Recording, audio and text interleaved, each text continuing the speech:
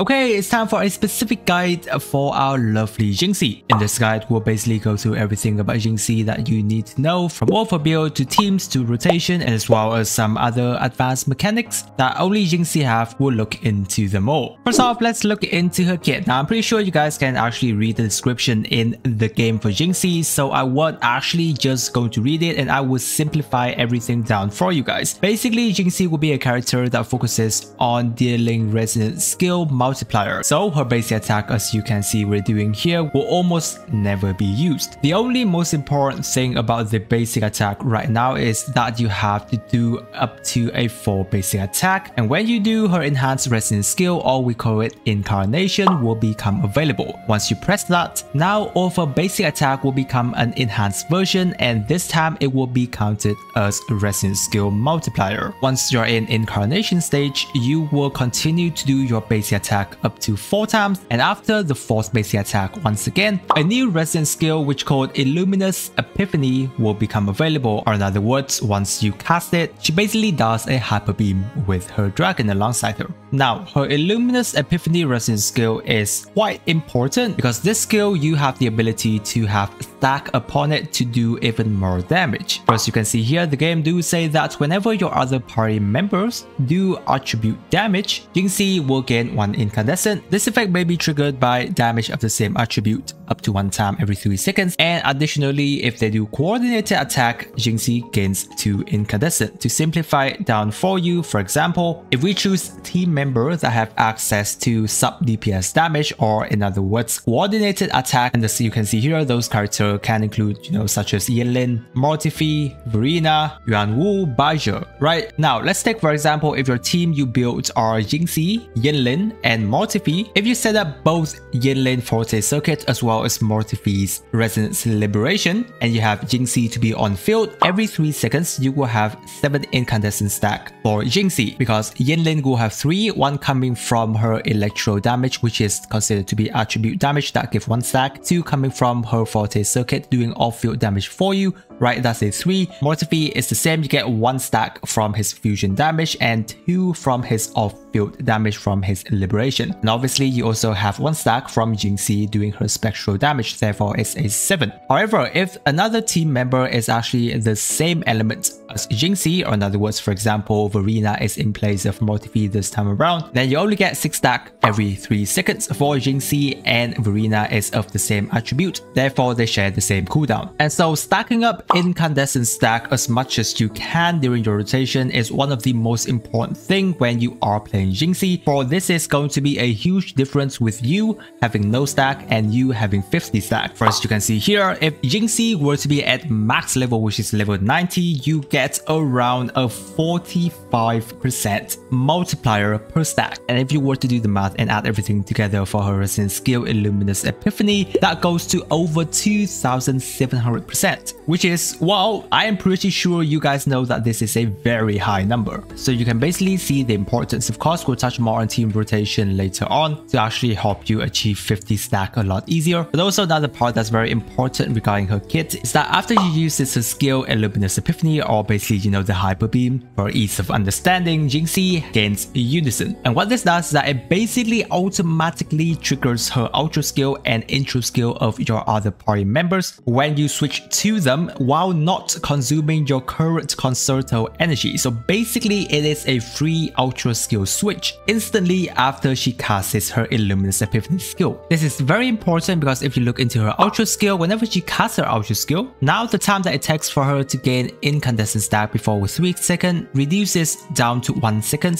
for a 20 seconds, which is very good because now she's going to be able to get to that 50 stack a lot faster. Other than that, her Resonance Liberation is pretty simple. She just basically casts a pretty huge burst that has decent AoE and attack the whole surrounding enemies with it. It has pretty high multiplier, but the downside is that the resonance cost is actually pretty high, so many of the time you actually won't be able to cast this every rotation, though it won't be as important because because once again, she being able to have 50 stacked and casting her resonance skill, Illuminous Epiphany, is a lot more important. Other inherent skill she has is an increase of 20% toward her spectral damage, and the multiplier of her intro skill is increased by a 50%. And so after going through all of her kits, basically here's going to be the top priority whenever you want to level up. Most of the damage dealt and skill scaling comes from her forte circuits, therefore it is going to be top priority that you focuses on that. After that, you level up her Resonance Liberation, and then her skill to her intro, and then finally her basic if you want to. Now we get to the more interesting part, because this is going to be the practical stuff of looking into Jinxi's personal rotations. So you do remember that Jinxi being in her incarnation state, or to simplify, it's her enhanced E skill state, is going to be the priority of her damage. There is something that I might have forgotten to mention in the section above, is that aside from Jinxi casting 4 of her basic attack in order to get her enhanced E skill, after she uses her intro skill, she will automatically have her enhanced E skill version. Therefore, which is why I mentioned before that you will basically never use her basic attack, because the goal of your teammates will definitely try to have their outro skill or concerto energy to full, so that you can actually cast Jinxi intro, because casting 4 basic attack is very time consuming. Therefore, we will always go into her incarnation state immediately after we cast her intro skill. So assuming you just got her in through her intro, you can actually just go ahead and cast her echo, then go into her burst immediately. After that, cast her E skill enhanced version, then do her 4 basic attack as normal, then you do her E skill hyper beam, then automatically switch to your other party member because her Unison will be activated, casting her outro and intro skill of the other characters. Moving on to the more important part is obviously her other team members, because yes, Jinxi is a character that relies a lot on other teammates of hers. I think she's the character that is most reliant right now in the whole game, because obviously in order to have the maximum 50 stack, the other party member has to be coordinated attacking characters,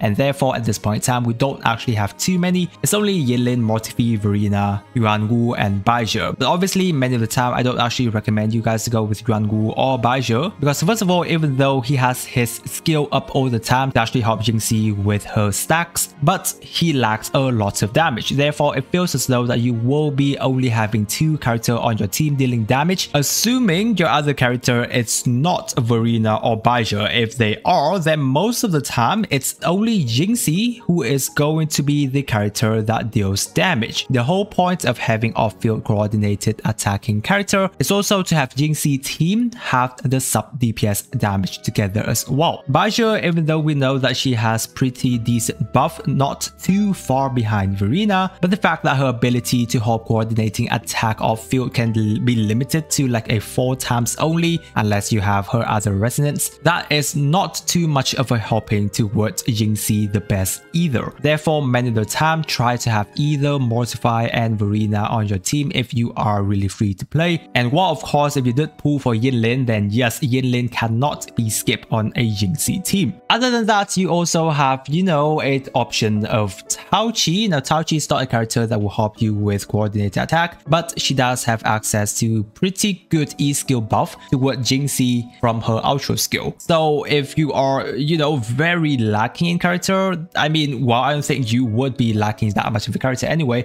but if you really enjoy having Taoqi there, then yeah, I think be my guest. But overall, here's going to be some of the best teams that Jinxi has right now. The best at this moment in time would be Jinxi, Yinlin, and Verena. More free-to-play option would be Mortifi alongside with Verena, or if you're even more free-to-play, that's going to be Mortifi and Baizhi. And while the absolute free-to-play is going to be Yuanwu alongside with Baizhi. And then again, yeah, if you want to have Taoqi, that's going to be Jinxi, Taoqi, and Verena. Now moving on to team rotation, guys. To put it simply, obviously the whole goal is to have your other party members set up their coordinated attack properly, as well as having their concerto energy to a max so that you can cast Jinxi intro skills. Obviously this will vary from team to team, but the goal is definitely going to be the same across any team that you play. And yes, definitely each different team will have different specific rotation. For each different character requires to have very specific combo in order for you to have pretty much perfect rotation, and I can't really go through everything specifically here in this video, otherwise it will get too long. Now if I do have enough demand, I'll probably just make a whole separate team build Jinxi guide for a specific rotation of each of these teams, and maybe that's also going to be a fun video. Moving on, we'll look into Jinxi Jinxi's best weapon. Now, sad to say is that Jinxi weapons is a little bit lacking at this point in time, especially for the free-to-play options. Now, for the 5-star options, currently we have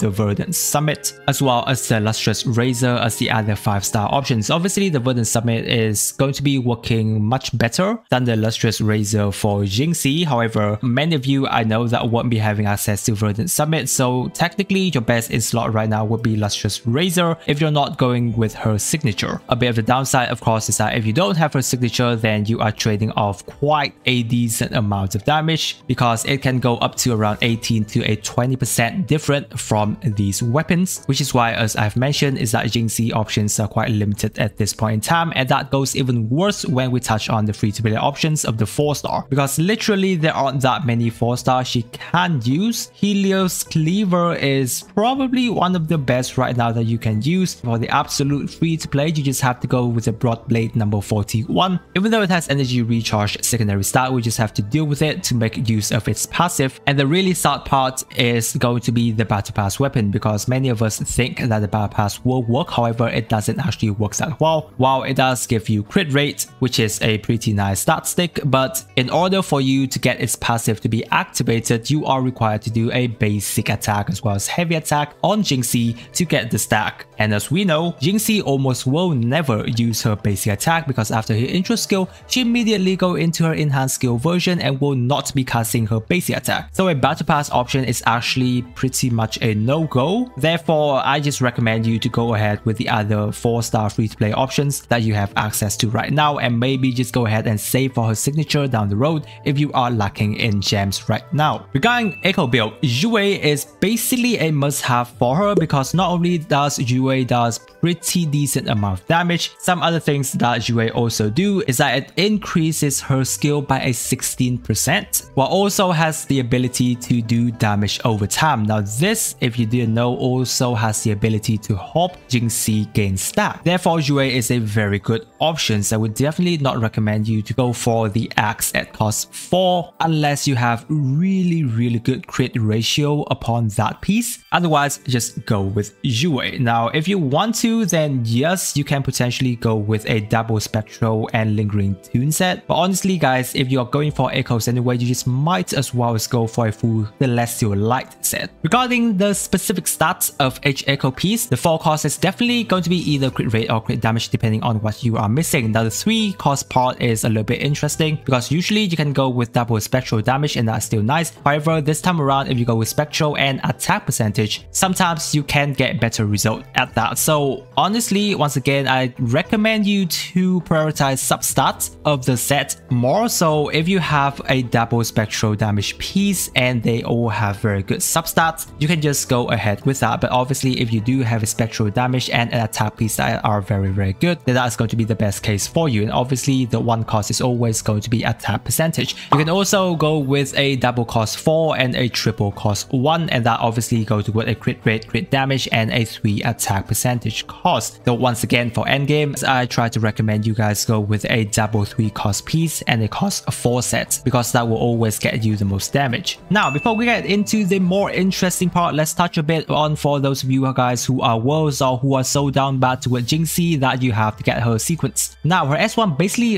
increases her Resident Skill Illuminous Epiphany damage by an 80%, which is, wow, pretty good. However, Jinxi S2 I would consider to be one of the best, because after Jinxi is out of combat for more than 4 seconds, she immediately gains 50 stack of incandescence. Therefore, this S2 just basically throws everything about her team build out the window. She now just technically have any team member, and she doesn't really care about coordinated attack for stacking, because once you switch to other party member for more than 4 seconds, she immediately gains the maximum stack, which is quite nice. S3 increases Jinxi's attack by 25% after she casts her intro skill, and this can stack up to 2 times. So this might introduce you a little bit towards of quick swapping mechanic at times in order for you to utilize a double stack at a 50% attack increase. S4 just basically increases your other party member attribute damage by a 20%. S5 increase your burst damage by 120%, which is pretty nice. And S6 is just obviously very good, because now her Illuminous Epiphany gets an additional 40 45% increase in damage multiplier, and the additional damage multiplier from the incandescent stack is also increased by 45%. I mean, like, wow, if you are at S6 anyway, then you might as well just have no challenge at all because you are just deleting everything which is once resident skills anyway. Alright, now we get to the fun part. This part, spoiler, is basically only for Jinhsi lover, Jinhsi hardcore player, and Jinhsi dedicator, such as myself. Because if you're not committed, you're probably not going to be able to do this part, but well, if you're able to do, well, you can sometimes get stuff that you can do like this.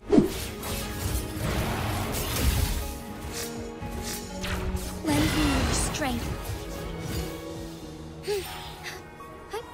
Onwards. Onwards. Take flight.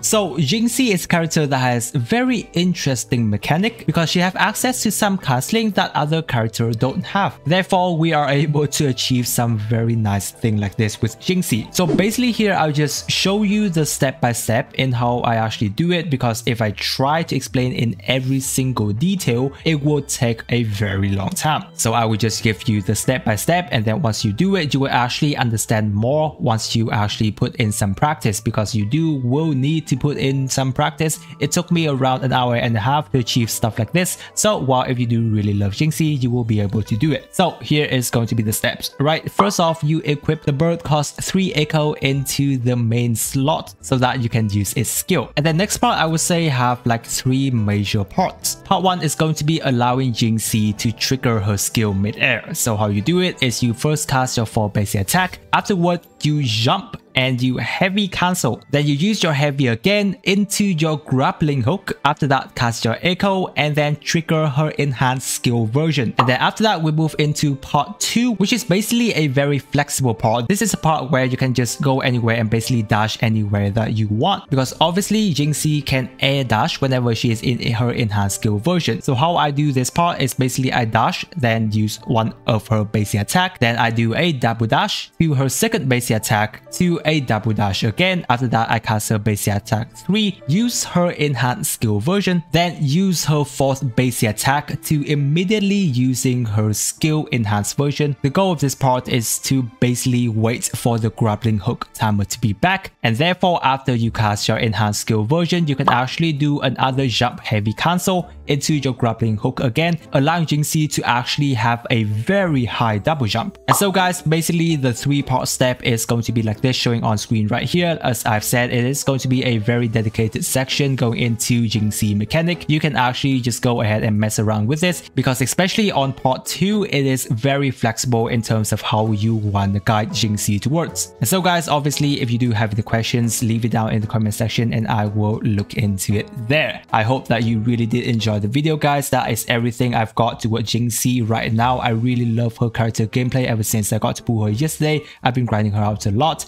and make this guide for you. If you're new to the channel guys, don't forget to subscribe to not miss out on my future Wuthering posts. I really appreciate you guys staying with me till this part of the video, and with that I wish you a super day and I will catch you on my next video.